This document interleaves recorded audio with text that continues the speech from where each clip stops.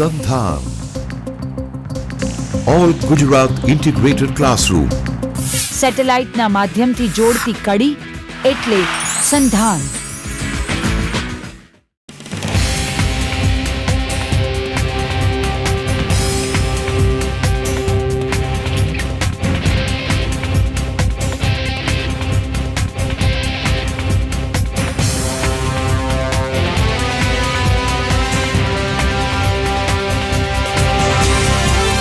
વંદે ગુજરાત. નમસ્તે વિદ્યાર્થી મિત્રો, હું અર્ચના પરમાર. આજના દિવસે સંધાનના બેન્કિંગ ટોપિક વિશે આપણે આજે ચર્ચા કરીશું. ભારતની અંદર બેન્કિંગ પ્રણાલી અને તેમાં કાર્યરત કઈ કઈ બેન્કો છે જે નાણાકીય સવલતો પૂરી પાડે છે, આ ટોપિકમાં મારી સાથે સહભાગી બનનાર છે પ્રોફેસર ડૉક્ટર સંજેશભાઈ પાંભર કે જે NP arts and commerce college કેશોદથી આવેલા છે. વિદ્યાર્થી મિત્રો, આજે આપણે બેન્કિંગ ક્ષેત્રના ઇતિહાસથી લઈને વર્તમાન સમય સુધીમાં બેન્કિંગ ક્ષેત્રમાં કઈ કઈ રીતે તબક્કાવાર વિકાસ થયેલો છે અને આ તબક્કાવાર વિકાસમાં કઈ કઈ પ્રકારની બેન્કો છે પોતાની ભૂમિકા ભજવી રહી છે એની ચર્ચા કરીશું. તો આપણે શરૂઆત કરીશું બેન્કિંગનો ઇતિહાસ. બેન્કિંગ ક્ષેત્રમાં વિકાસના કયા કયા તબક્કા છે જેને બેન્કિંગ ક્ષેત્રને વિકાસવામાં પ્રદાન આપેલું છે. ત્યાર પછી આપણે જોઈશું બેન્કિંગનું માળખું, સ્ટ્રક્ચર ઓફ બેન્કિંગ સેક્ટર. ત્યાર પછી આપણી અપેક્સ બેંક એટલે કે રિઝર્વ બેંક ઓફ ઇન્ડિયા. અને છેલ્લે આપણે જોઈશું બેન્કિંગ ક્ષેત્રમાં કઈ કઈ સમસ્યાઓ છે જે બેન્કિંગ ક્ષેત્રને વિકાસ કરવામાં અવરોધરૂપ સાબિત થઈ છે અને આ સમસ્યાઓને નિવારવા માટે ગવર્મેન્ટ દ્વારા કઈ કઈ કમિટીઓ છે નીમવામાં આવેલી છે. તો વિદ્યાર્થી મિત્રો, આજે બેન્કિંગ સિસ્ટમ અંતર્ગત આપણે આટલા ટોપિકો ઉપર થોડી આછેરી ઝલક મેળવીશું. બેન્કિંગ ક્ષેત્રનો ઇતિહાસ આપ જોઈ રહ્યા છો કે મિત્રો, બેન્કિંગ ક્ષેત્રનો જે વિકાસ છે, આધુનિક બેંકમાં તમે જે સિસ્ટમ અને સુવિધાઓ જોવો છો હાલના, એ તમને પૂરેપૂરો ખ્યાલ છે. પણ આપણે જાણીએ છીએ કે અંગ્રેજી શાસન વખતથી જ ભારતમાં બેન્કિંગ સેક્ટરમાં થોડાક સુધારાઓ થાય અને લોકોને બેન્કિંગ અવેરનેસ આવે એના માટે ઘણા બધા પ્રયાસો એ સમયે પણ થયેલા. જે વખતે આપણી આઝાદીની ચળવળ ચાલુ હતી એ વખતે પણ અંગ્રેજ સરકાર દ્વારા કેટલાક પ્રયાસો થયેલા છે. એમાં બેંક ઓફ હિન્દુસ્તાન છે, સૌથી પહેલાં બ્રિટિશ યુગ દરમિયાન બેંક ઓફ હિન્દુસ્તાન એ ભારતની સૌપ્રથમ સ્થપાયેલી બેંક હતી. ત્યાર પછી બ્રિટિશ ઈસ્ટ ઇન્ડિયા કંપની દ્વારા 3 બેંકોની સ્થાપના કરવામાં આવી હતી. જેમાં એક છે બેંક ઓફ બેંગાલ, જેની સ્થાપના 1809માં થયેલી. બીજી બેંક છે બેંક ઓફ બોમ્બે, જેની સ્થાપના 1840માં થયેલી. અને ત્રીજી બેંક છે બેંક ઓફ મદ્રાસ, જેની સ્થાપના 1843માં થયેલી. એટલે આધુનિક બેન્કિંગ જે આપણે સિસ્ટમ અને સુવિધાઓ જોઈએ છીએ એના જે મૂળ છે એ અંગ્રેજી શાસન વખતથી જ ભારતમાં જોવા મળેલા. ત્યાર પછી આપણે કેટલાક તબક્કાઓ છે બેન્કિંગ સેક્ટરના વિકાસના, એનું આપણે અહીંયા આછેરો ખ્યાલ મેળવીશું. થોડીક સરળતા પડે આપણને સમજવા માટે એટલે અમે અહીંયા કેટલાક વિભાજનો કરેલા છે, જેનાથી વિદ્યાર્થી મિત્રો આસાનીથી સમજી શકે કે બેન્કિંગ વિકાસ માટે ભારતમાં ભૂતકાળમાં કેવા કેવા પ્રયાસો થયેલા છે. પ્રથમ તબક્કામાં આઝાદી પૂર્વેનો બેન્કિંગ વિકાસ અહીંયા અમે લીધેલો છે. એટલે કે 1947 પહેલાં જે તબક્કો છે એ તબક્કામાં બેન્કિંગ સેક્ટરમાં કેટલાક સુધારાઓ અને ફેરફારો અને જે તે વખતે કંપની સરકાર દ્વારા કેટલાક પગલાઓ લેવામાં આવેલા હતા. સૌથી પહેલાં 1921માં ઇમ્પિરિયલ બેંક ઓફ ઇન્ડિયાની સ્થાપના કરવામાં આવેલી અને ત્યાર પછી 1926માં બેન્કિંગ સેક્ટરમાં સુધારા કરવા માટે હિલ્ટન યંગ કમિશનની રચના થયેલી.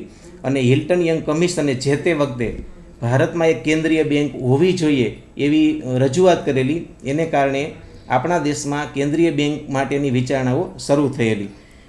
એના પરિણામ સ્વરૂપ 1934માં આપણે રિઝર્વ બેંક ઓફ ઇન્ડિયાનો એક્ટ છે એ જે તે વખતે પસાર થયેલો. ત્યાર પછી 1935 1 એપ્રિલથી રિઝર્વ બેંક ઓફ ઇન્ડિયાની સ્થાપના કરેલી અને ખાનગી ધોરણે રિઝર્વ બેંક ઓફ ઇન્ડિયાએ પોતાની કામગીરી શરૂ કરેલી. 1948માં રિઝર્વ બેંક ઓફ ઇન્ડિયાનું રાષ્ટ્રીયકરણ કરવામાં આવ્યું. એટલે કે આપણને જ્યારે આઝાદી મળી ગઈ 1947માં, ત્યાર પછી જે આરબીઆઈ ખાનગી ધોરણે કામ કરતી હતી 1935થી, આ આરબીઆઈનું આપણે રાષ્ટ્રીયકરણ 1948માં આઝાદી પછી કરેલું. એટલે બીજો જે તબક્કો છે આપણો, એ બેન્કિંગ વિકાસનો આઝાદીથી રાષ્ટ્રીયકરણ સુધીનો તબક્કો આપણે અહીંયા લઈએ છીએ. એમાં સમયગાળો હું બતાવું તો 1947થી માંડીને 1969 સુધી, આ સમયગાળા દરમિયાન બેન્કિંગ સેક્ટરમાં કેટલાક સુધારાઓની સરકારને જરૂર લાગી. તમે જાણો છો કે 1947 પછી આપણા દેશમાં આપણું જ શાસન હતું, એટલે બેન્કિંગ સેક્ટરમાં સુધારા કરવા માટે ભારતીય સરકાર દ્વારા ઘણા બધા પ્રયત્નો થયેલા છે. 1949માં બેન્કિંગ રેગ્યુલેશન એક્ટ પસાર કરવામાં આવ્યો અને ત્યારથી આપણા દેશમાં રાષ્ટ્રીયકરણનો યુગ શરૂ થયો. સરકારની એવી દલીલ હતી રાષ્ટ્રીયકરણ કરવા પાછળની કે બેન્કોને શા માટે રાષ્ટ્રીયકરણ કરવું, કારણ કે ઘણી બધી બેન્કો જે તે વખતે ખાનગી ધોરણે કામ કરતી હતી. એમાં સૌથી પહેલું સરકારનો ઉદ્દેશ હતો ગ્રામીણ વિકાસ. કેમ કે ભારત છે એ ગામડાનો બનેલો દેશ છે, એટલે જે તે વખતે ગ્રામીણ વિકાસ માટે આપણે બેન્કિંગ વિકાસની ઘણી બધી જરૂર હતી. બીજું છે બેન્કિંગ સેક્ટરના વિકાસ માટે રોજગારીનો એક ઉદ્દેશ હતો કે સ્વરોજગારી યુવાનો પ્રાપ્ત કરે અને આસાનીથી નાના ઉદ્યોગકારોને યુવાનોને લોન મળી જાય, એના માટે પણ સરકારે પ્રયાસો કરેલા. આરબીઆઈના રાષ્ટ્રીયકરણ પછી સરકારે વિચારેલું કે આપણી પાસે જે મર્યાદિત મૂડી છે, આ મૂડી રોકાણ યોગ્ય જગ્યાએ થાય અને આ મૂડીરોકાણ માટે સરકારનો રોલ રહીએ, એમાં સરકારનો ફાળો રહીએ, સરકારની દેખરેખ રહીએ, એના માટે સરકારે આ રાષ્ટ્રીયકરણની શરૂઆત કરી. એના પરિણામ સ્વરૂપ સરકારે 1969માં આપણે જે ત્રીજો તબક્કો બતાવેલો છે, રાષ્ટ્રીયકરણથી આર્થિક સુધારાનો તબક્કો, એની શરૂઆત કરે છે.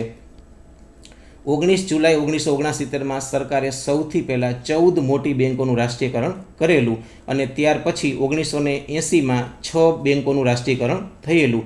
એટલે સરકારે નેશનલાઇઝેશન કરીને પોતાના અંડરમાં બેન્કિંગ સેક્ટર અને સિસ્ટમ આખી કામ કરે અને એના ફળો છેક ગ્રામીણ વિસ્તાર સુધી, સ્વરોજગારી પ્રાપ્ત કરતા લોકો સુધી, લોકોમાં બેન્કિંગ અવેરનેસ વધે અને બેન્કોનું કેન્દ્રીકરણ ન થાય અને સરકારના આયોજનના જે લક્ષ્યાંકો હતા, આ લક્ષ્યાંકોની પ્રાપ્તિ કરી શકાય, એના માટે સરકારે રાષ્ટ્રીયકરણના ઘણા બધા પગલાઓ લીધેલા.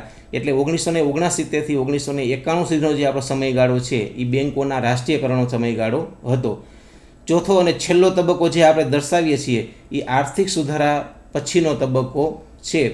તમે જાણો છો કે 1991માં જે નવા આર્થિક સુધારાઓનો અમલ ભારતમાં થયેલો છે, આ આર્થિક સુધારાના અંતર્ગત બેન્કિંગ સેક્ટરમાં પણ ઘણા બધા સુધારાઓ કરવામાં આવ્યા છે. ખાસ કરીને નરસિંહમ કમિટી છે, એનો રિપોર્ટ અને એના જે સૂચનો હતા, એનો સરકારે મોટા પ્રમાણમાં એ 90ના દાયકામાં અમલ કરેલો હતો. 1991 પછી બેન્કિંગ સેક્ટરમાં ઘણા બધા સરકારે સુધારાઓ કરેલા છે. એના પરિણામે આપણને ઘણા બધા સારા લાભો મળેલા છે. જેમ કે બેન્કિંગ સુધારાઓ પછી ખાનગીકરણનો યુગ શરૂ થયો છે. તમે એલપીજી મોડેલ જાણો છો, લિબરલાઇઝેશન છે, પ્રાઇવેટલાઇઝેશન છે અને ગ્લોબલાઇઝેશન. આ મોડેલને પરિણામે ખાનગી બેન્કો પણ આપણી સરકારી બેન્કોના સાથે હરીફાઈમાં ઉતરી છે. પરિણામ સ્વરૂપ ગ્રાહકોને સારી અને વ્યવસ્થિત સેવાઓ મળી છે. બીજું, ગ્રાહક સુવિધાઓનું વિસ્તરણ થયું છે. વધુમાં વધુ સુવિધાઓ ગ્રાહકને પ્રાપ્ત થાય અને સારામાં સારી સુવિધાઓ ગ્રાહક પ્રાપ્ત કરી શકે, એના માટેના પ્રયાસો ખાનગીકરણના તબક્કામાં થયા છે. એ સિવાય બેન્કોએ પોતાના કામના કલાકો વધાર્યા છે, ગ્રાહક સુવિધાઓનું વિસ્તરણ કરેલું છે, ગ્રાહકોને ઇઝીલી સુવિધાઓ અવેલેબલ બને એના માટેના ઘણા બધા સુધારાઓ આપણી સરકારે અત્યાર સુધી કરેલા છે. આજે તમે મિત્રો જે જોવો છો કે online banking, payment system, direct payment, corner, ATM, debit card, ઘણા બધા સુધારાઓ કે જે નવી આર્થિક નીતિ પછીના બેન્કિંગ સેક્ટરના સુધારાઓ જોવા મળે છે. હવે આપણે આપણી જે એપેક્સ બેંક છે, જે મુખ્ય બેંક કહેવાય છે, રિઝર્વ બેંક ઓફ ઇન્ડિયા, એના વિશે આપણને ડૉક્ટર રચનાબેન પરમાર તમને કહેશે. રિઝર્વ બેંક ઓફ ઇન્ડિયા એટલે કે ભારતની નાણાકીય માળખાની સૌથી ટોચની સંસ્થા. રિઝર્વ બેંક ઓફ ઇન્ડિયા ની સ્થાપના 1935માં કરવામાં આવેલી હતી, 1 જાન્યુઆરી 1935. રિઝર્વ બેંક દ્વારા સંપૂર્ણ નાણાકીય માળખાનું સંચાલન કરવામાં આવે છે અને એને અંતર્ગત બધી જ પ્રકારની બેંકો છે કાર્યરત છે. તો વિદ્યાર્થી મિત્રો, હું આપની સમક્ષ એક ચાર્ટ સ્વરૂપે બેન્કિંગ ક્ષેત્રમાં કઈ કઈ બેંકો કાર્યરત છે એ મૂકું છું. આપ જોઈ શકો છો કે સૌથી ઉપર ટોચ પર રિઝર્વ બેંક ઓફ ઇન્ડિયા, કે જેને એપેક્સ બેંક પણ કહી શકાય, એ છે. એની સાથે 2 કેટેગરીમાં ડિવાઈડ થયેલી બેંકો છે, જેમાં પ્રથમ આવશે અનુસૂચિત બેંકો, કે જેને આપણે શિડ્યુલ બેંકો પણ કહીએ છીએ. શિડ્યુલ બેંકોનો મતલબ છે રિઝર્વ બેંક ઓફ ઇન્ડિયા દ્વારા જે યાદી બહાર પાડવામાં આવે છે, એ યાદીની અંદર જે સમાવિષ્ટ બેંકો છે એ બધી જ બેંકોને શિડ્યુલ બેંકો કે અનુસૂચિત બેંકો કહેવાય છે. એની સાથે જ અનુસૂચિત બેંકોની સાથે જ જે બેંકો કાર્યરત છે, જેને આપણે બિન અનુસૂચિત બેંકો તરીકે પણ ઓળખી શકીએ છીએ, એટલે કે નોન શિડ્યુલ કે અનશિડ્યુલ બેંકો, એનો સમાવેશ થાય છે. આ એ બેંકો છે કે જે રિઝર્વ બેંક ઓફ ઇન્ડિયા દ્વારા દ્વિતીય યાદી બહાર પાડવામાં આવે છે. યાદીની અંદર આ બેંકોનો સમાવેશ થયેલો નથી. તેમ છતાં બેંકો દ્વારા ભારતની અંદર નાણાકીય સવલતો પૂરી પાડવામાં યોગદાન પૂરું પાડવામાં આવે છે. હવે આપણે જોઈશું કે શિડ્યુલ બેંક એટલે કે અનુસૂચિત બેંકોમાં કઈ કઈ બેંકો છે કાર્યરત છે. તો એને પણ 4 ભાગમાં ડિવાઈડ કરવામાં આવેલી છે, જેમાં પ્રથમ આવશે વ્યાપારી બેંકો, કે જેને આપણે કહીએ છીએ કોમર્શિયલ બેંક્સ. વ્યાપારી બેંકોની સાથે જ છે સહકારી બેંકો, કે જેને આપણે કહીએ છીએ કોઓપરેટિવ બેંક્સ. એટલે વિદ્યાર્થી મિત્રો, રિઝર્વ બેંક હેઠળ કામ કરે છે શિડ્યુલ અને નોન શિડ્યુલ બેંક. શિડ્યુલ બેંકના 2 ભાગ પડે છે, જેને આપણે કહીએ છીએ કોમર્શિયલ બેંક અને કોઓપરેટિવ બેંક. કોમર્શિયલ બેંકના પણ ફરી પાછા 4 વિભાગો પાડવામાં આવેલા છે, જેમાં પ્રથમ આવે છે આપણી પબ્લિક સેક્ટર બેંક, એટલે કે જાહેર ક્ષેત્રની બેંકો. બીજા નંબરે આવે છે ખાનગી ક્ષેત્રની બેંકો.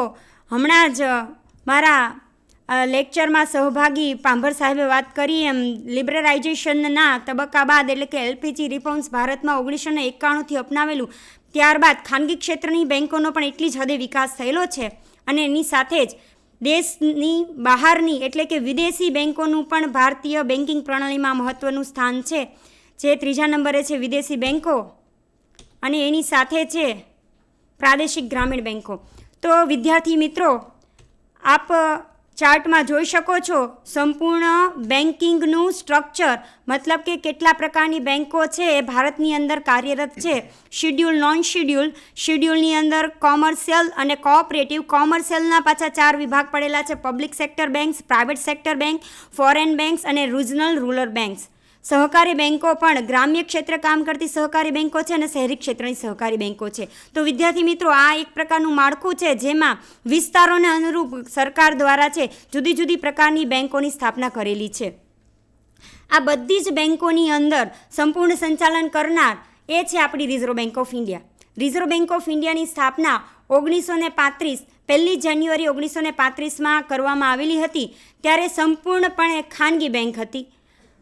આ પૂર્વે હું તમને વાત કહું કે રિઝર્વ બેંક ઓફ ઇન્ડિયાની કેવી પરિસ્થિતિમાં સ્થાપના થઈ. એ સમય બ્રિટિશ કાળ હતો. ડૉક્ટર બાબા સાહેબ આંબેડકર દ્વારા એક પુસ્તક રજૂ કરવામાં આવ્યું, problems of rupees, its origin and its solution. આમ નામનો બુક છે. એમને એક કમિશન આગળ મૂકવામાં આવ્યો. એ કમિશન હતું the royal commission of Indian finance and currency, કે જેને આપણે ટૂંકમાં હિલ્ટન યંગ કમિશન તરીકે પણ જાણીએ છીએ. વિદ્યાર્થી મિત્રો, બાબા સાહેબ આંબેડકરે પોતાનું પુસ્તક અહેવાલના સ્વરૂપમાં કમિશન આગળ રજૂ કર્યું. પરિણામ સ્વરૂપે હિલ્ટન યંગ કમિશને સૌપ્રથમવાર એવી રજૂઆત કરી કે ભારતની અંદર કોઈ એક એવી મધ્યસ્થ કે કેન્દ્રસ્થ બેંક હોવી જોઈએ કે જે સંપૂર્ણ નાણાકીય માળખાને વિકેન્દ્રિત કરે અને નાણાંના પુરવઠાનું સંચાલન પ્રોપર રીતે કરી શકે. તો રિઝર્વ બેંક ઓફ ઇન્ડિયાની કામગીરીના પરિણામે અત્યારે જો તમે વિદ્યાર્થી મિત્રો જોઈ શકો છો કે 2016માં ટોપ 10 બેંકોની મેં પરિસ્થિતિ રજૂ કરેલી છે, જેમાં 10 બેંકો જાહેર ક્ષેત્રની લીધેલી છે અને 10 ખાનગી ક્ષેત્રની બેંકો છે. જેમાં પ્રથમ આવે છે સ્ટેટ બેંક ઓફ ઇન્ડિયા, જેને કહી શકો કિંગ ઓફ પબ્લિક સેક્ટર. સૌથી વધારે 14,096 કરોડનું માર્કેટ કેપિટલાઇઝેશન છે જાન્યુઆરી 2016માં તેનું જોવા મળેલું. બીજા ક્રમે બેંક ઓફ બરોડા, ત્રીજા ક્રમે પંજાબ નેશનલ બેંક અને ચોથા ક્રમે આવે છે IDBI એટલે કે industrial development bank of India. 1965ની અંદર સ્થપાયેલી આઈડીબીઆઈ જે સ્પેશિયલી અને પર્ટિક્યુલરલી માત્ર ઔદ્યોગિક ક્ષેત્રને ફંડિંગ આપવાનું કામ કરે છે. ત્યાર પછીના ક્રમે છે સેન્ટ્રલ બેંક ઓફ ઇન્ડિયા, જે 5મા ક્રમે આવે છે 2016માં.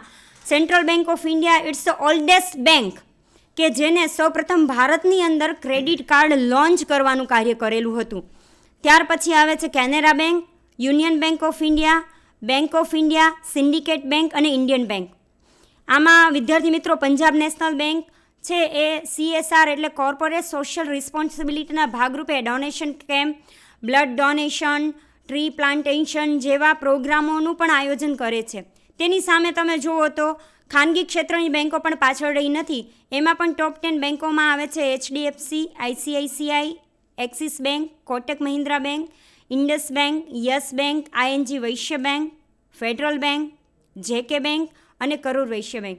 તો વિદ્યાર્થી મિત્રો, આપણે શરૂઆતમાં જે તબક્કાઓ જોયા એના પરિણામે અત્યારે જાન્યુઆરી 2016ની પરિસ્થિતિમાં માર્કેટ કેપિટલાઇઝેશનના બેઝ ઉપર 20 બેંકો તમારી સમક્ષ મેં મૂકી છે કે જે ભારતની ટોપ 10 બેંકો છે.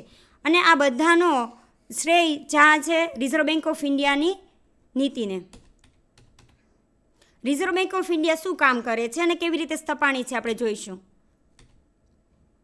Reserve bank of India 1926 Hilton કમિશને મધ્યસ્થ બેંક સ્થાપવાની ભલામણ કરી, આપણે અગાઉ પણ જોયું. ત્યારબાદ 1931માં Indian central banking inquiry committee દ્વારા RBI સ્થાપવાની ભલામણ કરવામાં આવી. 1933 ઇન્ડિયન લેજિસ્લેટિવ એસેમ્બલીમાં RBIનું નવું બિલ રજૂ કરવામાં આવ્યું અને અંતે 1 એપ્રિલ 1935ની અંદર રિઝર્વ બેંક ઓફ ઇન્ડિયાની સ્થાપના થઈ. સ્થાપના સમયે એટલે કે 1935માં રિઝર્વ બેંક ઓફ ઇન્ડિયા એક ખાનગી બેંક તરીકે સ્થપાણી હતી.